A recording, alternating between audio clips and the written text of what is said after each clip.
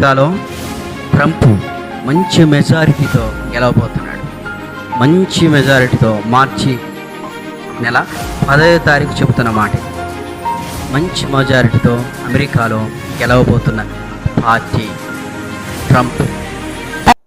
ఆయన మొట్టమొదటిగా బైబిల్ మీద ప్రమాణం చేస్తూ వారి అమ్మగారు 1955లో ప్రెస్బిటేరియన్ చర్చిలో ఇచ్చిన బైబిల్ ని ఫస్ట్ గా పెట్టుకుని Abraham Lincoln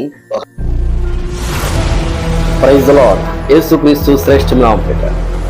Bible power ministry తరఫున మీ అందరికీ నా హృదయపూర్వక వందనాలు. ఈరోజు ఒక సంతోషకరమైన వార్తను మీకు అందించడం కొరకై నేను ఒక సమయాన్ని చూసుకుని ఇప్పుడు తెలియజేస్తా ఉన్నాను. చాలా మంది అంటారు, అయ్యా మీరు సేవ చేస్తున్నారా లేదా అనే ఒక మాట మాట్లాడుతూ ఉంటారు. చాలా మంది దైవజనులు నా దగ్గరికి వచ్చినప్పుడు వారు మాట్లాడుతున్న మాట ఏంటంటే, మీరు ఇంత బిజీ అయ్యింది కూడా ఎలా మీరు అనేక మంది ప్రజలకు ఈ వార్తలను చేరవేరుస్తున్నారు, ఈ యొక్క యూట్యూబ్ పరిచర్య, ఫేస్బుక్, ఆన్లైన్ పరిచర్యను ఎలా కొనసాగిస్తున్నారు అంటే అది దేవుని యొక్క మహోన్నత కృప.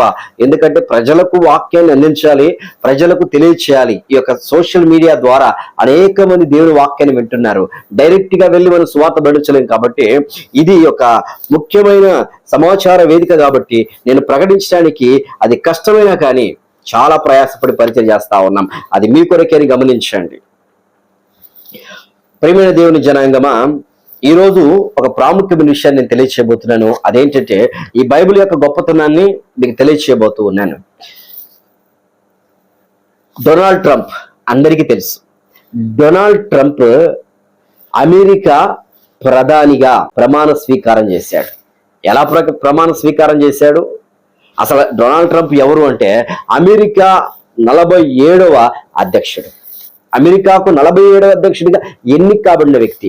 అమెరికాకు బిడెన్ అధికారిగా ఉన్నప్పుడు నేను 77వ ఉపవాస ప్రార్థనలో జూన్, ఆగస్టు అప్పుడు అమెరికాకు ఎవరు ప్రధానిగా మారుతారో, ఎవరు అధ్యక్షత వహిస్తారో, ఎవరు ప్రెసిడెంట్ గా వస్తారో చెప్పడం జరుగుతూ వచ్చింది. ఒక మంచి మెజారిటీతో దేశాన్ని మరలా కోల్పోయిన ఆత్మీయతను, కోల్పోయిన ఉద్యోగాన్ని, కోల్పోయిన ఆ యొక్క ఆత్మీయ ప్రపంచం నుంచి వెళ్ళిపోయిన ప్రపంచాన్ని దేవునికి దగ్గర చేర్చడం కొరకై మరలా ఒక వ్యక్తి రాబోతున్నాడు. అతనే ట్రంప్ అని చెప్పడం జరుగుతూ వచ్చింది. ఒక ప్రవచనాత్మక వర్తమానాన్ని ప్రజలకు అందించడం జరుగుతూ వచ్చింది. ప్రజలు చాలా మంది ట్రంప్ మంచి మెజారిటీతో గెలవబోతున్నాడు. మంచి మెజారిటీతో మార్చి నెల 10వ తారీఖు చెబుతున్న మాట. మంచి మెజారిటీతో అమెరికాలో గెలవబోతున్న పార్టీ ట్రంప్. అమెరికా ఎన్నికల్లో విజయకేతనం ఎగురవేసిన డొనాల్డ్ ట్రంప్ దేశ అభివృద్ధి కోసం రెట్టింపు ఉత్సాహంతో కృషి చేస్తానని తెలిపారు. తన మద్దతుదారుల్ని ఉద్దేశించి ప్రసంగించిన ట్రంప్ అమెరికన్లకు స్వర్ణ యుగం రాబోతుందని వ్యాఖ్యానించారు. ప్రజలు చాలా మంది దేవుని వాక్యాన్ని వినడానికి సిద్ధపడుతూ వచ్చారు. ఆ వర్తమానాన్ని మీరు కూడా 77వ ఉపవాస ప్రార్థనలో అందించబడిన వర్తమానం లింక్ మీకు కింద ఇవ్వడం జరుగుతుంది, చూడండి. ఈ బైబిల్ ఉంది కదా, ఈరోజు ప్రమాణ స్వీకారం తను చేస్తూ తెలియజేసిన విషయం ఏంటంటే, నిన్న దినాన ప్రమాణ స్వీకారం చేశారు. చేసిన తర్వాత తను ఎలా చేశారు, ఏ విధంగా చేశారంటే బైబిల్ పట్టుకున్నాడు. అమెరికా వాళ్ళు ఖచ్చితంగా బైబిల్ ద్వారా ప్రమాణ స్వీకారం చేస్తారు. బైబిల్ పట్టుకుని 2 బైబిల్ పట్టుకుని, 1 కాదు 2 కాదు 2 బైబిల్ పట్టుకుని ప్రమాణ అమెరికా అధ్యక్షుడు ట్రంప్ 47వ అధ్యక్షుడిగా ప్రమాణం చేస్తున్నారు. అయితే మొట్టమొదటిగా 1789లో జార్జి వాషింగ్టన్ బైబిల్ని ద్వారా ప్రమాణం చేస్తూ వచ్చాడు. 1789లో బైబిల్ తీసుకురావడం మర్చిపోయి మసోనికా లాడ్జ్ నుండి బైబిల్ తీసుకున్నాడు ఆయన. అప్పటి నుంచి చాలా మంది ఆ బైబిల్ని ప్రమాణ స్వీకారం చేస్తూ వచ్చారు. అనేక మంది, వేల మంది ప్రజల మధ్య, జనాల మధ్య, విస్తారమైన సెక్యూరిటీ మధ్య ఒక గొప్ప వ్యక్తి అమెరికాకు ప్రెసిడెంట్ గా మారుతున్న సందర్భమున అతనికి ఒక గొప్ప వేదికను ఏర్పాటు చేసి ప్రెసిడెంట్ పదవిని అలంకరించడానికి ముందుగా, అధిరోహించడానికి ముందుగా అతను ఒక ఓత్ ప్రమాణం చేయాలి. ఏం ప్రమాణం చేయాలి అంటే, నేను దేశమును బాగా కాపాడుతాను, దేశమును ఈ విధంగా నడిపిస్తాను, దేశ ప్రజలను ఈ విధంగా కాపాడుతానని వారు దేని మీద ప్రమాణం చేస్తారంటే బైబిల్ మీద ప్రమాణం చేస్తారు. ఆయన మొట్టమొదటిగా బైబిల్ మీద ప్రమాణం చేస్తూ వారి అమ్మగారు 1955లో ప్రెస్బిటేరియన్ చర్చిలో ఇచ్చిన బైబిల్ని ఫస్ట్ గా పెట్టుకొని, ఆ తర్వాత 1861 మార్చి 4న అబ్రహాం లింకన్ ఒక బైబిల్ తీసుకొచ్చి దాని మీద ప్రమాణం చేసి ఇది దేశానికి గర్వకారణమని దాని మీద ప్రమాణం చేసిన ఆ బైబిల్ని రెండు పట్టుకొని బైబిల్ మీద ప్రమాణం చేస్తూ వచ్చాడు. ఆయన చెబుతున్న మాట ఏంటంటే, బైబిల్ మన దేశానికి ఎంతో ఉన్నతమైనది అని తన భావాన్ని వ్యక్తపరుస్తూ, నేను ఎప్పుడో చనిపోవాల్సింది పోయిన సంవత్సరమే, కానీ దేవుని యొక్క మహోన్నత కృప ఏంటంటే అమెరికా పాప అంధకారంలో కూరకపోతుంది, భవిష్యత్తు లేదు, అమెరికా పడిపోయింది, మరలా అమెరికాను అగ్రరాజ్యంగా తీసుకొస్తాను నేను తీసుకురావడానికి దేవుడు నన్ను ఏర్పాటు చేసుకున్నాడని అమెరికా గురించి ప్రత్యేకంగా మాట్లాడుతూ వచ్చాడు. తర్వాత నేను ఎక్కిన తర్వాత 100 రోజుల పాలనలో ఒక అద్భుతమైన దేశాన్ని నేను తీసుకురావడానికి ప్రణాళికలు చేస్తున్నానని కొన్ని మాటలు వివరిస్తూ వచ్చాడు. ఆ తర్వాత మరి ప్రాముఖ్యంగా దేశం చెడిపోతుంది, ప్రపంచం చెడిపోతుంది ఎవరి ద్వారా అంటే స్వలింగ సంపర్కులు, మగ ఆడ మగ కలిసి చేస్తున్న పాపం, గే సెక్సువల్ మ్యారేజెస్, వీటిని నేను పూర్తిగా నిర్మూలన చేస్తాను. ఇది ఏమాత్రమో దేశం ఉండడానికి లేదు. ఎందుకంటే ఆ దినాల్లో సొదొమ గొమొర్రా పట్టణాల్లో జరిగిన కారణం వలన అది అగ్ని కాలిపోయింది, కాలిఫోర్నియాలో జరిగిన కారణం వలన కాలిపోతూ వచ్చింది. అలాంటి పరిస్థితి మరలా తీసుకురాకూడదని తను ఉద్దేశించి తీసుకున్న నిర్ణయాలు ఇవన్నీ, ఇంకా చాలా నిర్ణయాలు తీసుకుంటూ వచ్చాడు. ఒక వ్యక్తి దేశానికి ప్రాతినిధ్యం వహించాలంటే నీతిగా గొప్పగా జీవిస్తే ఆ దేశం చాలా ఉన్నతంగా వెళ్తుంది. ఇప్పుడు అమెరికా సంగతి చూసినట్లయితే ఎంతో అగ్రదేశంగా ఉన్నది, పడిపోయింది. ఇప్పుడు ఈ సమయమున వారికి కావాల్సిందో డబ్బో, పదవులో, హోదో కాదు, అన్నీ ఉన్నాయి, కానీ ఆత్మీయత లేదు. ఆత్మీయతలో తను తెలియజేస్తూ బైబిల్ ప్రతి ఇంట్లో ఉండాలి, ఈ బైబిల్ని మనమందరం చదవాలా, బైబిల్ ప్రతి ఇంట్లో ఉండాలి, దాని ప్రకారం పాటించాలి, దాని కొరకు నేను కృషి చేస్తానని ఒకవైపు దేశ క్షేమం, ఒకవైపు దేవుని క్షేమం, ఒకవైపు ప్రజల క్షేమం చూసి నడుస్తానని ఒక ఓతును తను తెలియచేస్తూ వచ్చాడు. ప్రియమైన దేవుని జనాంగమా, ఈరోజు నీ జీవితంలో కూడా బైబిల్ ఒక గొప్పది, ఉన్నతమైనది. ఆ బైబిల్ చదవడానికి సిద్ధపడు. చాలా మంది బైబిల్ని గేలి చేసి మాట్లాడతారు. దేశాలే బైబిల్ ముందు తల వంచి నమస్కరిస్తున్నాయి. ప్రపంచ దేశాలన్నీ. రాజ్యాంగం ఎలా స్టార్ట్ అయింది, ఏ విధంగా వచ్చింది రాజ్యాంగం? బైబిల్లో ఉన్న వ్యవస్థ ఒక ఉన్నతమైన వ్యవస్థ, దాన్ని తీసుకొని ప్రతి దేశాలు పాటిస్తూ వచ్చాయి. కాబట్టి బైబిల్ ఒక గర్వకారణం. బైబిల్ని మీద ప్రమాణం చేసి వారు ప్రకటిస్తా ఉన్నారు. అది ఫస్ట్ నుంచి వస్తా ఉంది. అయితే ఇప్పుడు పాటించాల్సింది బైబిల్ను అనుసరించి నడవాలి. మొట్టమొదటిగా దేవుని వాక్యం వినాలి, రెండోదిగా బైబిల్ని దేవుణ్ణి అనుసరించాలి, మూడవదిగా దేవుడితో పాటు నడవాలా.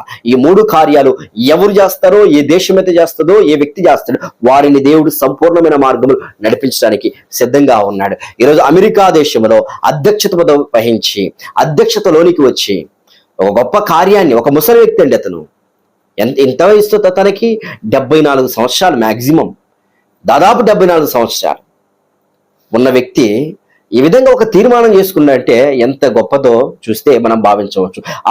ట్రంప్ మీద ఎన్నో అభియోగాలు వచ్చాయి, జైల్లో పడ్డాడు, సెక్సువల్ హరాస్మెంట్ చేస్తూ వచ్చారు, ఎంతో బాధ గురి చేస్తూ వచ్చారు. అయినా దేవుడు విడిచిపెట్టక దేశ క్షేమము కొరకు అతన్ని గెలిపిస్తూ వచ్చాడు. ట్రంప్ గెలవడానికి ఎంతో మంది ప్రాతినిధ్యం వహిస్తూ వచ్చారు. జేడి వాన్స్ దాంట్లో ఒక ప్రాముఖ్యమైన వ్యక్తి. వారి భార్య భారతదేశ సంతతికి సంబంధించిన వ్యక్తి. ఆమె శ్రీకాకుళం వాసి ఉషా. అక్కడికి వెళ్ళి వారు తనను వివాహం చేసుకోవడం జరుగుతూ వచ్చింది. ఆమె చేతుల్లో బైబిల్ పట్టించి తను ఓత్ పలుకుతూ వచ్చాడు. వారు దేవుని నమ్మిన బిడ్డలు. ఇక రాబోయే దినాల్లో అమెరికా ప్రపంచంలో ఉన్న దేశాలన్నిటినీ ఒక మంచిగా పరిపాలించడం కొరకు ప్రార్థన చేద్దాం. మనం దేశ క్షేమం కొరకు ప్రార్థన చేద్దాం. ఇప్పటి వరకు జరిగిన పరిస్థితి వేరు, జరగబోతున్నది వేరు అనే విషయాలను ఇద్దరు మాట్లాడుతూ వచ్చారు. బైబిల్ను చేతబట్టుకొని బైబిల్ మీద ప్రమాణం చేస్తూ ఈ విధంగా జీవించగలుగుతున్నానని చెప్పే విషయాన్ని గర్విస్తూ ఉన్నాం. అలా జీవించాలని ఆశిద్దాం, ప్రార్థన చేద్దాం. నీవు కూడా బైబిల్ చదువు, దేవుని వాక్యాన్ని చదువు, దేవుడు నీకు సహాయం చేస్తారు. ఒక ఉన్నతమైన కృపలోకి దేవుడిని నడిపిస్తా ఉంటాడు.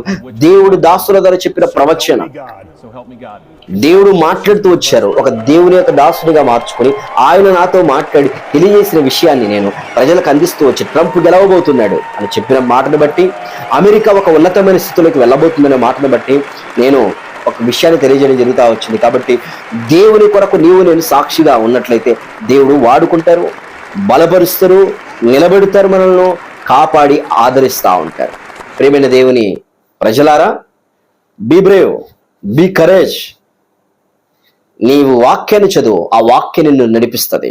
నీ వాక్యాన్ని ప్రకారం జీవించు, ఆ వాక్యం నిన్ను స్థిరపరుస్తుంది. ఎంతో ప్రయాసపడి, ఎంతో బాధలు వచ్చి, ఎంతో కష్టాన్ని అనుభవించి ఈరోజు ఒక గర్వకారణంగా ఒక దేశానికి ప్రధానిగా మారాడంటే సామాన్యమైన విషయం కాదు. ఆ వ్యక్తి నన్ను గనపరచువా, నేను గనపరుచుదను అన్నాడు. చాలా మంది గర్వించారు, చాలా ఇబ్బందులు పడిన పరిస్థితులు ఉన్నాయి, కానీ దేవుడు సహాయం చేస్తూ వచ్చాడు. ఇక దినాల్లో దేశమును, ప్రపంచమును ఒక మంచి పరిపాలనలో అగ్రరాజ్యముగా అది ఉండనట్లుగా, మంచి న్యాయమైన పరిపాలన అందరికి ఇచ్చినట్లుగా ప్రార్థన చేద్దాం. భారతదేశం నుంచి ఆ యొక్క లైటింగ్ డిన్నర్ అని పెట్టారు. దాని కొరకు ఒకే వ్యక్తిని తీసుకెళ్తూ వచ్చారు. ఆ లైటింగ్ డిన్నర్ కొరకు భారతదేశం ఎంతోమంది ప్రముఖులున్న అంబానీని తీసుకెళ్తూ వచ్చారు. అక్కడ ప్రార్థన, వాక్యము, ఆ తర్వాత భోజన సహవాసం, ఈ విధంగా ఒక క్రమం ప్రకారం జరుగుతూ వచ్చింది. అక్కడికి వెళ్ళిన అంబానీ కూడా రక్షించబడి మారుమనసు పొంది దేశమును, ప్రపంచములకు సహాయం చేయనట్లుగా, బీదలకు హెల్ప్ చేయనట్లుగా తీర్మానం చేసుకున్నట్లుగా వారి గురించి కూడా మనము భారముతో ప్రార్థన చేద్దాం. అబ్రహాం లింకన్ ఆ బైబిల్ని చేతబట్టుకొని ఎంత గొప్ప పరిపాలన చేశారో మనందరికీ తెలుసు. అబ్రహాం లింకన్ వలన ఆ దేశం ఒక ఉన్నత స్థితిలోకి వెళ్ళింది, ఆత్మీయతలో ఎంతో ఉన్నతమైన స్థితిలోకి వెళ్తూ వచ్చింది. అలాంటి గొప్ప కార్యాన్ని దేవుడు రాబోయే దినాలలో ఈ బిడ్డ ద్వారా జరిగించినట్లు కూడా ప్రార్థన చేద్దాం. అధ్యక్షకుడిగా జేడి వాన్స్ ఎన్నికైతూ వచ్చాడు. అతను యువ కెరటం, యువకుడు, వారి భార్య కూడా తెలుగు మూలలు కలిగిన వ్యక్తి, ఉషా చిలుకూరి. ఆమె కూడా దేవుని యొక్క బైబిల్ పట్టుకొని వారి భర్త ముందు ప్రమాణం చేయడానికి తీర్మానం చేసుకుంటూ వచ్చింది. వారు కూడా దేవుని నమ్మిన వ్యక్తులే, కుటుంబం అంతా క్రీస్తుని ఎరిగిన వారే. కాబట్టి ఈ దినాలు అమెరికా ఒక ఉన్నతమైన కృప ప్రకారం వెళ్ళినట్లు ప్రార్థన చేద్దాం. సైతాను పొంచుంటాడు, మనం ఏమనుకుంటామో అది జరగకుండా వాడు చేస్తూ ఉంటాడు. అయితే దేవుడు తన ఆధీనంలో ఉన్నాడు, ఏం చేయగలడో ఆయన అది చేస్తూ ఉంటాడు. కాబట్టి దేవుని యొక్క కార్యాలు ఒక సంపూర్ణంగా ఆయన జరిగిస్తూ ఉంటారు. మనం ఆలోచించేది ఒకటిగా ఆలోచించవచ్చు, ఆయన చేసేది వేరే చేస్తూ ఉంటాడు. మన ఆలోచనలు నెరవేరవు, మన ఆలోచనలు ఏమాత్రం నెరవేరవు. దేవుడి యొక్క ఆలోచన సంపూర్ణ నెరవేరుతుంది. దేవుడే ఒక ప్రణాళిక ప్రకారం ప్రజలు నడిపించడానికి సిద్ధపడతా ఉంటాడు. వారి అమ్మగారు ఇచ్చిన బైబిల్ కూడా పట్టుకొని తను ప్రమాణం చేయడం జరుగుతూ వచ్చింది. ఆ బైబిల్ని ఎన్నడూ విడలేదు. ఆనాటి నుండి వారి అమ్మగారు ఒక బైబిల్ ఇచ్చారు, అది సండే స్కూల్ వెళ్ళే సమయమున ఆ బైబిల్ ఎప్పటికీ అలానే పట్టుకొని ఉన్నాడు. మరి మీ అమ్మగారు నీకు బైబిల్ ఇచ్చారు, ఎవరో ప్రైజ్ ఇచ్చారు, నీ దగ్గర బైబిల్ ఆనాడు ఉన్న బైబిల్ ఉందా నీ దగ్గర? నీకు గుర్తు లేదా? బైబిల్ ఎక్కడ తీసుకుపోయి మూలలో వేసావా బైబిల్ని? చూడండి, ఒక వ్యక్తి దీవించబడాలంటే, ఒక వ్యక్తి ఆశీర్వదించబడాలంటే, ఒక వ్యక్తి పడిపోయి చెడిపోయి కొట్టబడి బాధించబడిన వ్యక్తి మరలా లేపబడి ఒక కెరటంలాగా, ఒక తారాజువలాగా, ఒక నక్షత్రం లాగా వెలుగుతున్నాడంటే కారణం ఏంటి? దేవుని వారికి ఉన్న గొప్ప సంకల్పం. ఊరిక పెద్దవారు కారండి, ఊరిక ఉన్నతమైన వ్యక్తులకు కారు ఎవరు? దేవునికి ఒక సంకల్పం ఉంటుంది. వారు దేవుని ఎంతగా ప్రేమిస్తారో, వారి అమ్మగారు ఇచ్చిన బైబిల్ని అలానే పట్టుకొని వారు అప్పటి నుంచి ఇప్పటి వరకు పట్టుకున్నారంటే ఎంత ఆశ, ఎంత ఇష్టం. మీ పిల్లలకు మీరు ఆస్తులు కాదు ఇచ్చేది, మీ పిల్లలకు మీరు ఇచ్చేది చదువు కాదు, మీ పిల్లలకు మీరు ఇచ్చేది తిండి కాదు, మీ పిల్లలకు మీరు కొనిచ్చే బట్టలు కాదు, ఒక మంచి బైబిల్ కొనివ్వండి. ఆ బైబిల్ చదవమని చెప్పండి, ఆ బైబిల్ ప్రకారం జీవించమని చెప్పండి, ఆ బైబిల్ వారు నడిపిస్తుందని చెప్పండి, బైబిల్ మిమ్మల్ని బలపరుస్తుందని చెప్పండి, ఆ బైబిల్లో ఉన్న చెప్పిన మాటలు ఆత్మీయం కలిగిన మాటలు పాటించండి అని చెప్పండి పిల్లలకి. అలా వారి తల్లి చెప్పింది.